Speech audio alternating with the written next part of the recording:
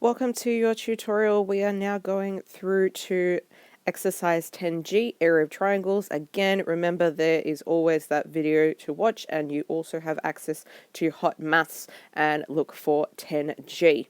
So again, make sure we copy in our lesson notes to start off with.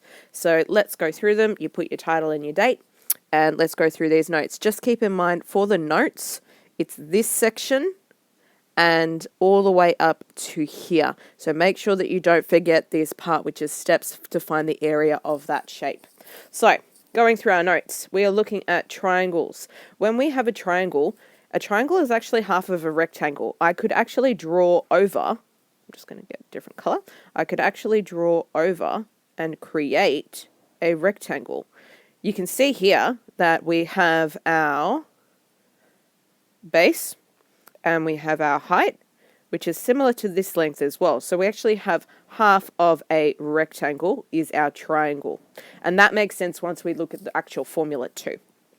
So in order to find the area of our triangle, we need to know two perpendicular measurements. And perpendicular means that it is like this, and it's at a 90-degree angle. So we have kind of a T shape. So our perpendicular measurements, we have to calculate our area. We have the one at the bottom, which is our base, and our base is always consistent, okay? And then we also have our height. So we have another side,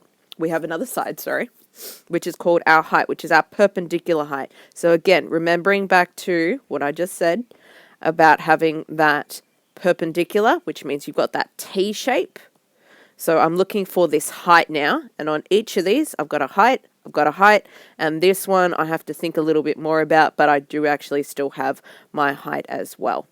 So we have those two measurements. Once we have those two measurements, we can then actually find out what our area is. So reminder, area is the amount inside. I want to know how much space it takes up, and that will be in centimeters squared.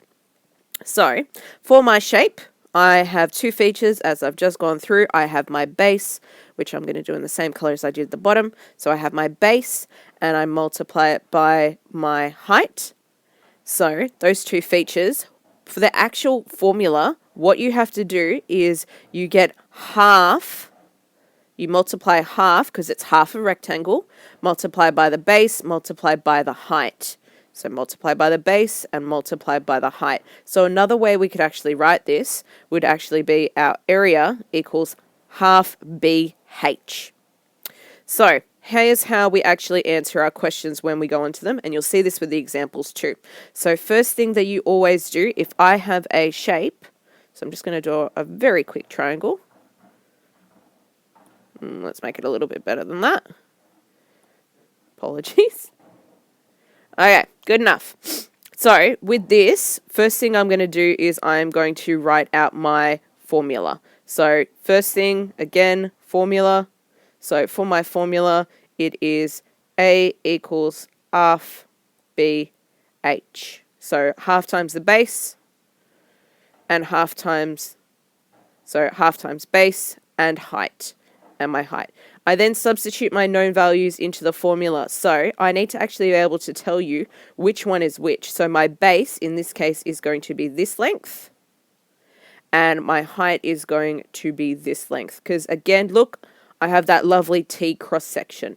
As soon as you have that T and you hit this point here, which is called a vertex. So it is going, instead of one line going from one side to another side, that's your base. And then we also have our perpendicular height, which goes to the vertex, which is that other point. So I now have my height and I also have my base.